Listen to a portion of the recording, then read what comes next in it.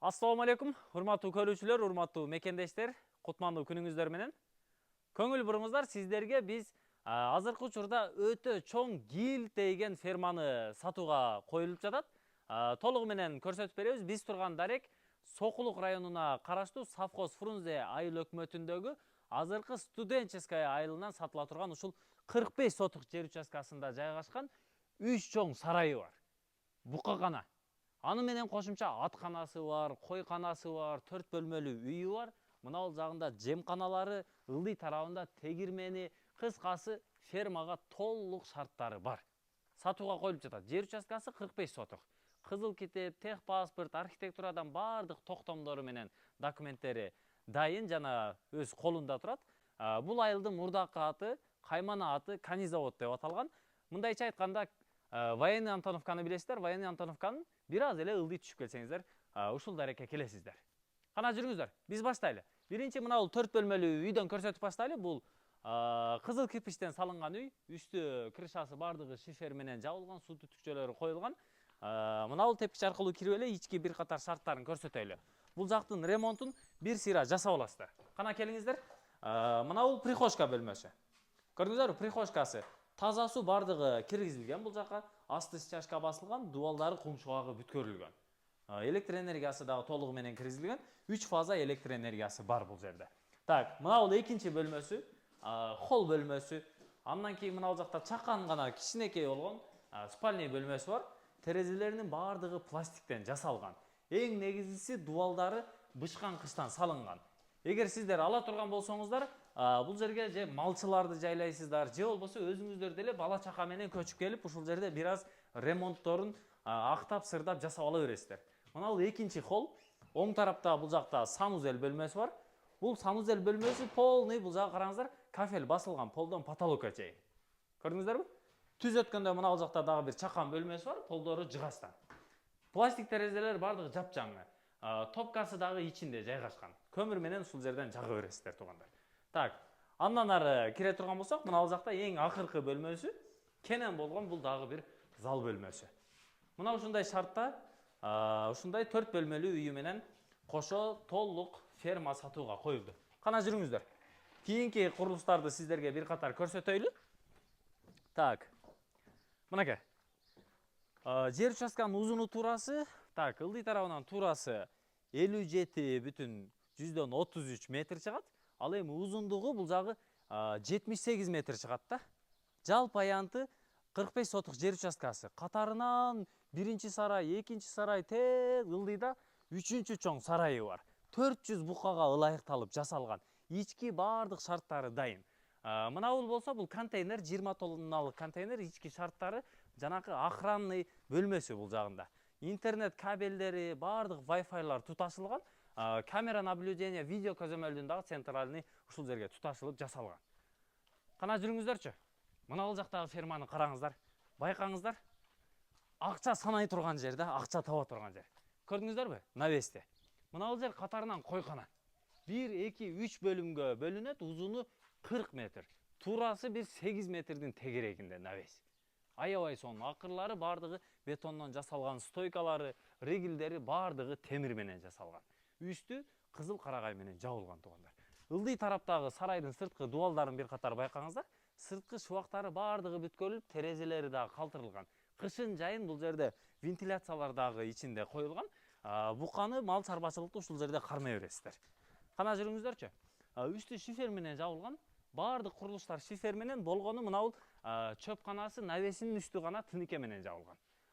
Сарайда 2 чоң дарбазасы бар. Булардын бардыгы темирден, айлана чөйрөсү стяжка басылган. Бардык абалы аябай сонун да. Мынакей. Сарайга келдиңиздер. Мына.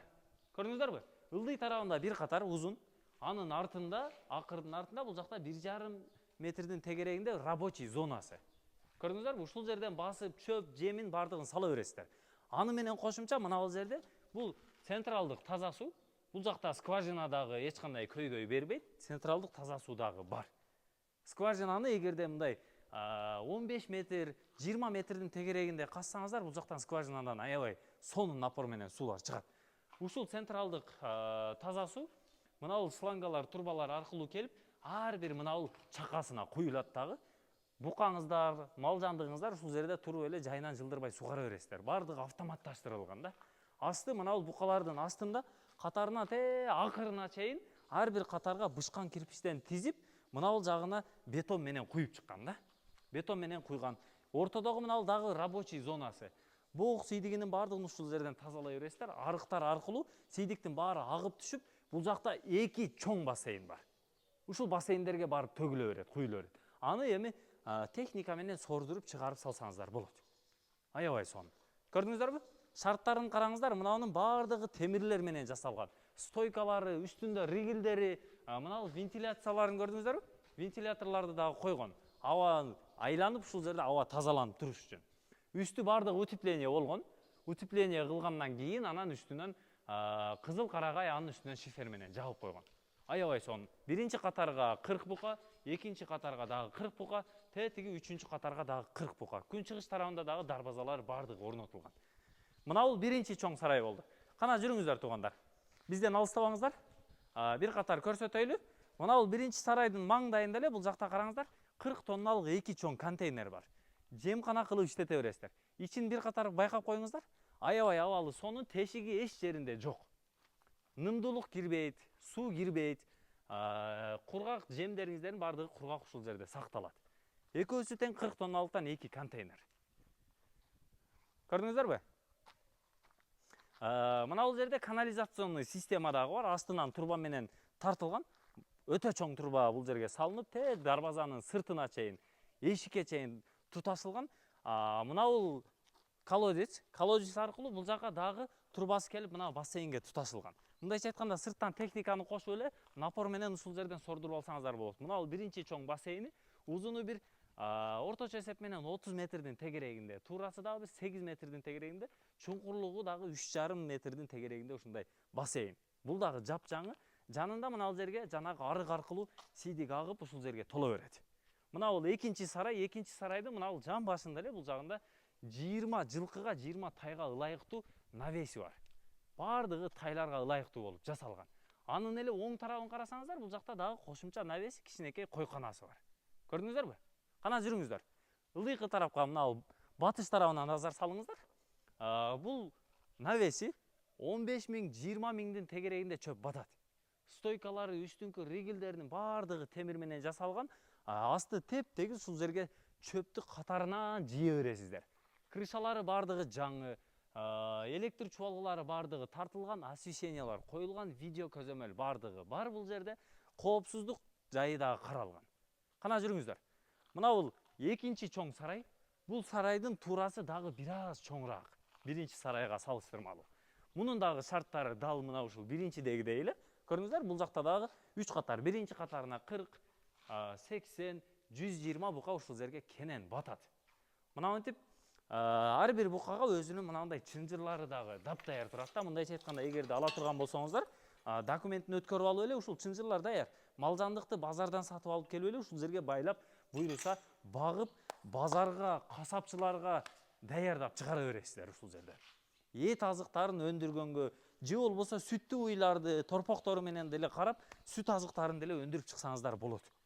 Азыркы учурда эми Кыргызстанда мал жандык, айыл чарба дагы жааты аябай ыңгайлуу болуп, баардык шарттар түзүлүп, өнүгүп жаткан учуру эми ушул өнүккөн тарапта сиздер деле эми өзүңүздөрдүн бизнесиңиздерди, ишкерлигиңиздерди ашырганга өтө сонун мүмкүнчүлүк. Мына бул экинчи чоң бассейн. Биринчисине көң толгон эле, бул экинчи чоң бассейн мынандай пустой бойдон турат. Көрдүңүздөрбү шарттарын? Аябай сонун кылып бетон менен куйган.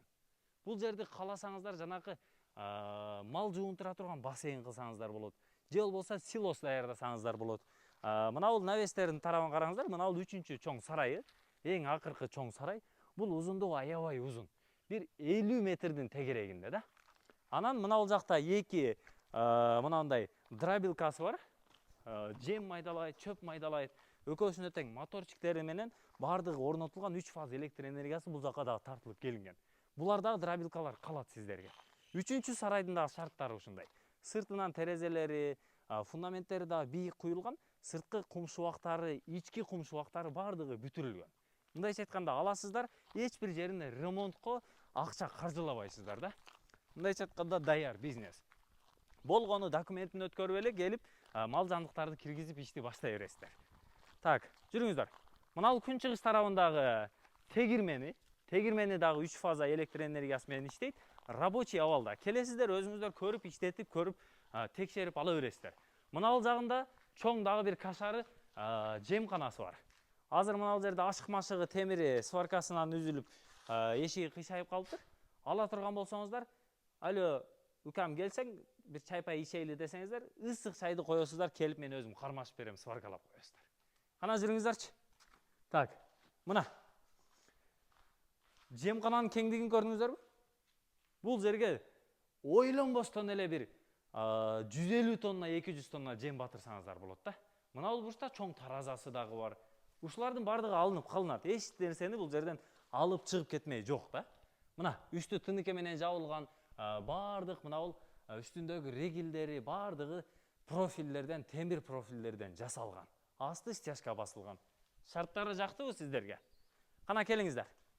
Мына бул астында дагы навеси бар, узун, бардыгы темир менен жасалган, үстү тыныкелери жапжаңы абалда, эч бир жеринде тешиги же болбосо суу аккан жерлери жок.